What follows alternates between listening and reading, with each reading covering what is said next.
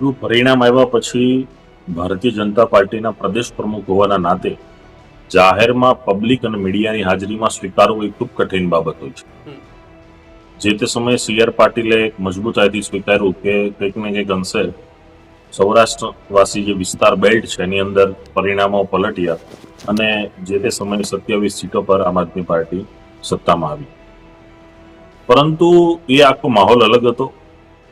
પાસની લડાઈ હતી, કોંગ્રેસના ઇસ્યુ થયા અને આખો જે માહોલ હતો ખાસ કરીને પાટીદાર વિસ્તાર અને એની સાથેનો સૌરાષ્ટ્ર બેલ્ટ, તો એ દરેક લોકો જે તે સમયે વિકલ્પના પરિણામમાં આમ આદમી પાર્ટીને મતો.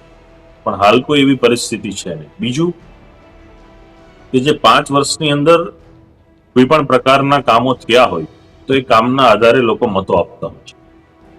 પરંતુ અહીંના SMCના અત્યારના સ્થાનિક મેયર દક્ષેશભાઈ માવાણી સહિતની સંપૂર્ણ ટીમે જે કામગીરી કરી છે સુરત શહેરની અંદર, આજે સુરત શહેરને કોઈ પણ વ્યક્તિ વર્લ્ડને ઓળખે છે એનું કારણ છે કે સુરત શહેરને, નાના એવા ગુજરાતના એક સુરત શહેરને આજે SMCને 6, 7 જેટલા વૈશ્વિક લેવલના એવોર્ડો પ્રાપ્ત થયા. તો આ એક સિદ્ધિ હાંસલ કરી.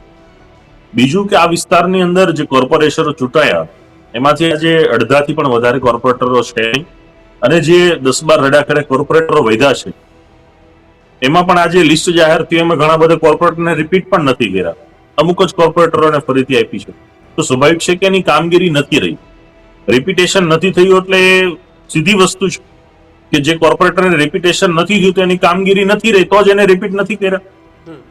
એટલે આવી રીતે આ વિસ્તારની અંદર કામગીરીઓ થઈ નથી. બીજું કે વિપક્ષ તરીકે જે ભૂમિકા ભજવવી જોઈએ એ ભૂમિકામાં ખૂબ કાચા પડ્યા છે. સત્તા પક્ષની સાથે વિપક્ષનું લોકશાહીમાં ખૂબ ખાસું એવું મહત્વ છે અને મહત્વ રહેવાનું પણ છે. પરંતુ માત્ર ને માત્ર પાટીદાર પ્રભાવિત વિસ્તારના ખંભે બંદૂક ફોડી અને વિપક્ષગીરી કરવી એ પણ સારી બાબત નથી. અને માત્ર સુરત શહેરમાં જ એમનું વર્ચસ્વ જે તે સમયે ઊભું થયું. જો પાર્ટીના નામે મત મળ્યા હોય, કેજરીવાલના નામે મત મળ્યા હોય, ઝાડુના નામે મત મળ્યા હોય તો એ સમયે ખૂબ આખા ગુજરાતમાં ડિપોઝિટ જપ્ત થઈ હતી. ત્યારે જ ન્યૂઝરૂમ ગુજરાતની YouTube ચેનલને સબસ્ક્રાઇબ કરો અને Instagram અને Facebook પર ફોલો કરો. અપડેટ રહો, સત્યની સાથે રહો.